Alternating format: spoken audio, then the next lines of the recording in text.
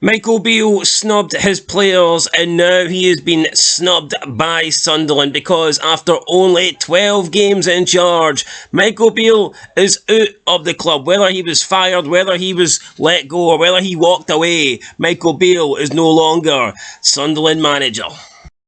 Now wait a minute. I didn't sack her. I let her go. Sack, let go, shite, jobby. That woman has been nothing but loyal to you. Loyal? Welcome back, guys, to Fog Football, and the loyalty between Sunderland and Michael Beale is all over. Sunderland, according to multiple websites, have sacked head coach Michael Beale, but some websites are also reporting that Michael Beale decided to resign and walk away. So at the moment, we don't really know what the final decision was, but the important thing is we know that Michael Beale is no longer at the club. He is gone, and he only joined back in December, so we're talking not even 2 months in charge, just over 2 months in charge. So yeah, not good here for Michael Beale after getting sacked by Rangers. He's now been sacked or let go by Sunderland, or he's walked away, and all of a sudden, in the space of like a 6-month period, a lot of damage has been done to his managerial career. I mean, he was given a 2.5-year deal in December, but that means nothing now. I struggle to believe that he resigned, just given the fact that he was on a 2.5-year deal and he was only 2 months into that deal. I think that he will have been sacked. Managers now just don't really leave. There's no reason for them to leave. There's nothing in it for them to go. Normally, it's the clubs that make the decision. So I would imagine here that Sunderland have made this. I also think Michael Beale would not have wanted this on his reputation. Like I said, he was fired for Rangers 7 games into the season in the league, and now 2 months into Sunderland, and we're getting to the point now where not many clubs are probably going to want to touch Michael Beale just because of how bad his last 2 jobs have ended. So I would assume that he was indeed sacked, but I guess we'll just have to wait until there's more information announced on that. But I actually think this is a harsh sacking. I was looking at his results as the Sunderland manager now.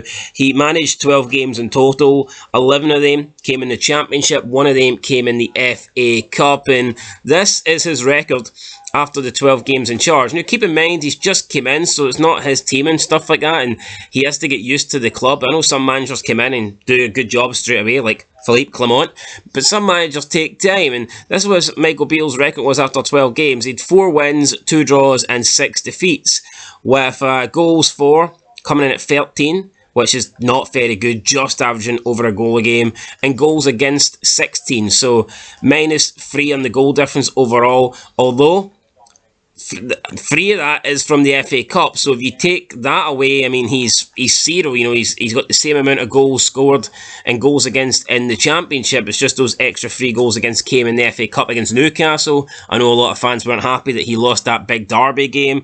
Of course they're not going to be happy, but Sunderland versus Newcastle isn't the derby that it was 5 years ago. 5 years ago, Sunderland had the edge. 5 years ago, Sunderland were better than Newcastle in the derbies. Now, maybe a couple of years ago, Newcastle were the best team in Tyneside or whatnot. But, I mean, now that derby's, that's not even a close derby. You can't even compete. I mean, Newcastle have got the richest owners in the world, and Sunderland are a Championship club. So you talk about one-sided derbies.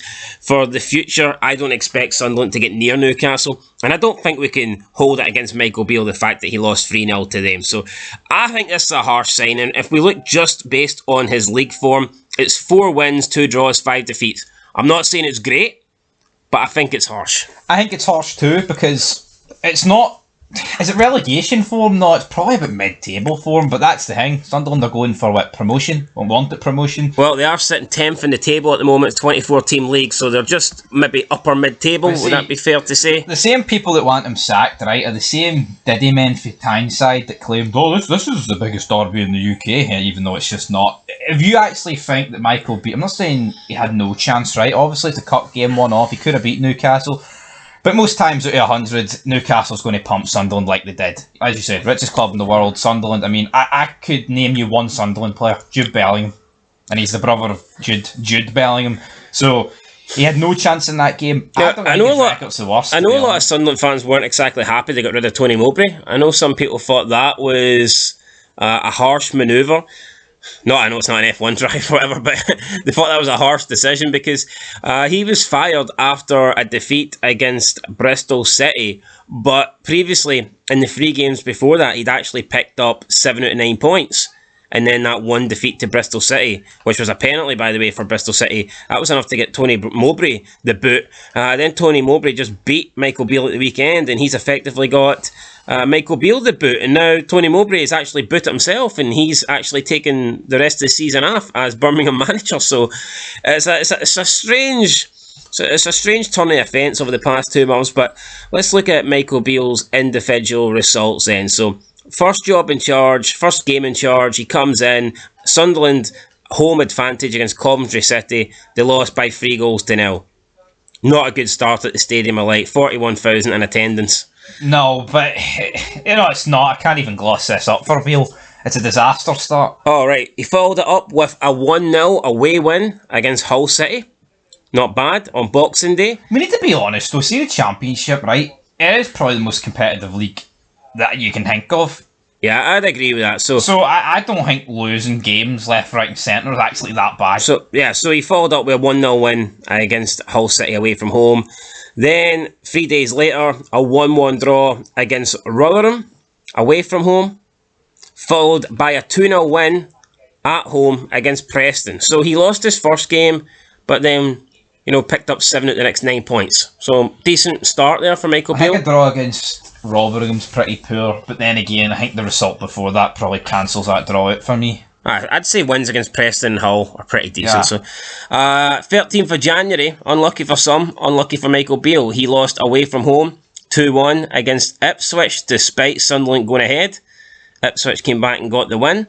That wasn't very good. And then, like I said, a couple of games earlier, Sunderland defeated Hull away from home, and this time Sunderland were defeated at home by Hull City by 1-0. So that's 2 defeats in a row now for Michael Beale.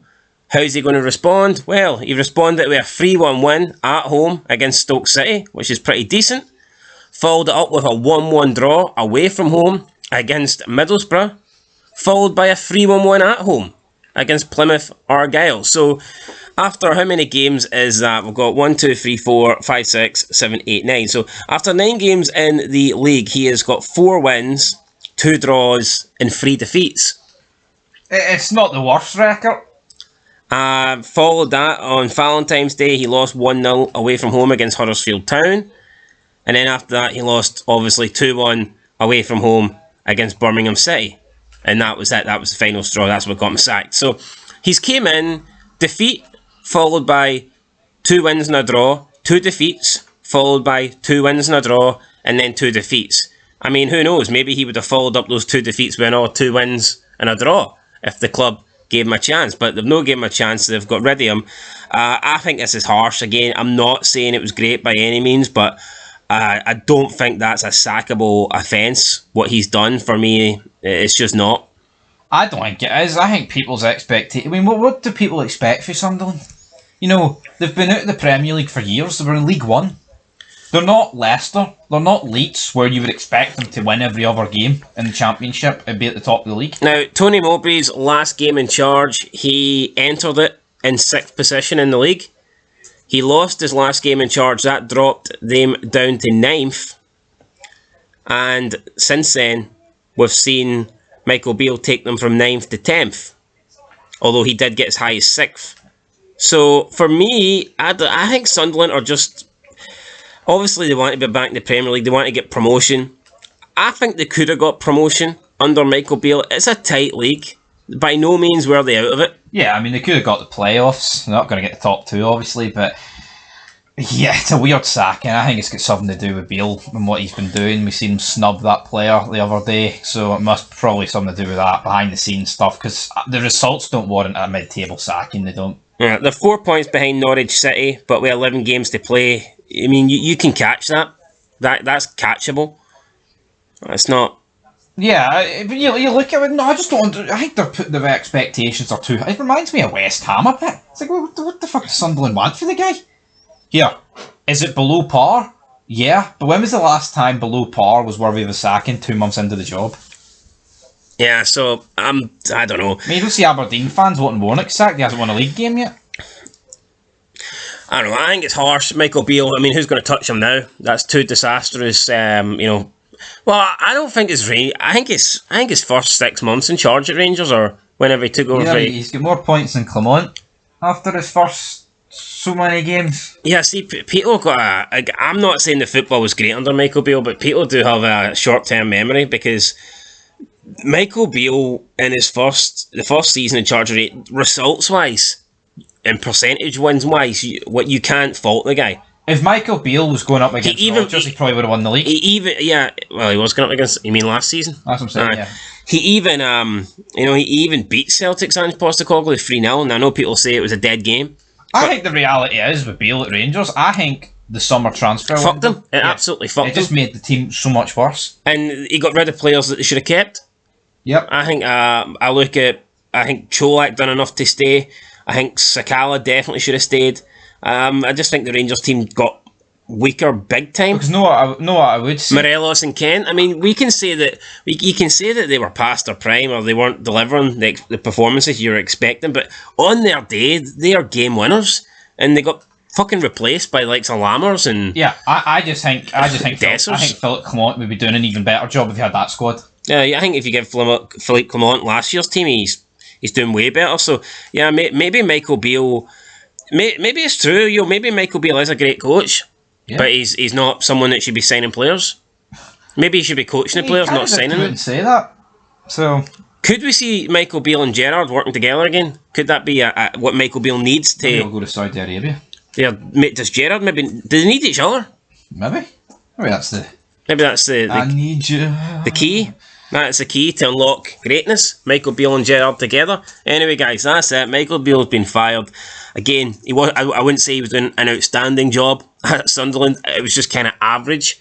And to fire him after 2 months, I think to get fired after 2 months, you need to be pretty damn terrible. Losing every game, pretty much. Yeah, and that just wasn't the case. So, bit of a weird one. I think it might have something to do with snubbing that player as well. Yeah, he says he didn't see it. He says he didn't mean it, but I mean, I don't know. It doesn't add up to me, guys. It's easy to come out and say that after the game. Yeah, let us know your thoughts down below. We'll catch you in the next one. Till then, being Fog Football. Peace.